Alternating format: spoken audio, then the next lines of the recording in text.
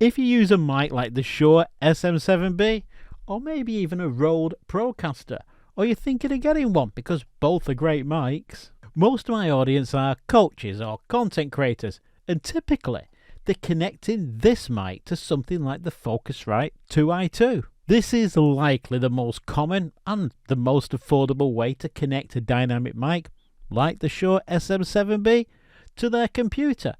And because they don't want to have to buy all the fancy audio processing equipment and then spend months trying to figure it all out, they just want the fastest way to decent audio, and simple audio interfaces like the Focusrite, well, they're perfect. But mics like the Shure SM7B, they're gain hungry.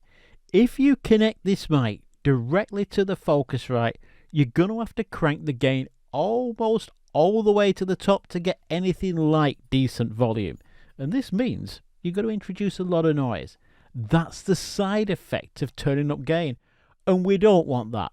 Pretty pointless buying a decent mic if you're going to have to do that. What you need is a preamp, a little unit that sits between the mic and the Focusrite. Boost the volume so the Focusrite or whatever you're using as an audio interface doesn't have to work so hard. Gives us nice clean audio. There's a few options here, and the most commonly used one is called a Cloudlifter, and it boosts audio without adding any noticeable noise. The thing is, well, they're quite expensive, about $150. When you consider the Tonor TA20 is like $55, almost $100 cheaper. But of course, the question is the Tonor any good? Does it boost the audio enough? And does it boost it without adding noise? And is it well made?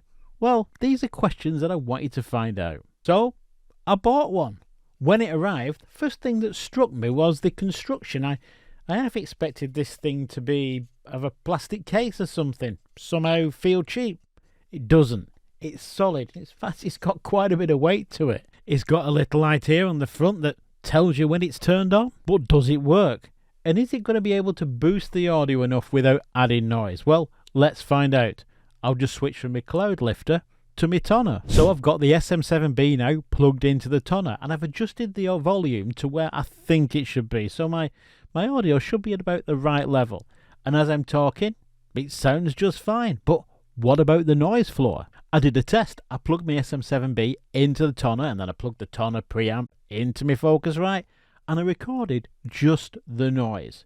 And I've got to say, I was pretty impressed. The noise floor is like really, really low. If we take a listen, there you are. It's almost non-existent, and that's really good. Pretty amazing, really, when you consider the price of this unit. And it gives a really good boost to the audio. Now, I've only got the gain on the Focusrite at about 40 to maybe 50%, hence my audio is really, really clean. So, the summary. Is it well made? Check. Does it sound good? Check. Will it last? Well, certainly feels like it will, and I've actually been using this for a while now, and it's been working great. So, bottom line, it's a lot cheaper than the Cloudlifter. Pretty much does the same job, so it's well worth it in my opinion. Hope that helps. Until next time, bye for now.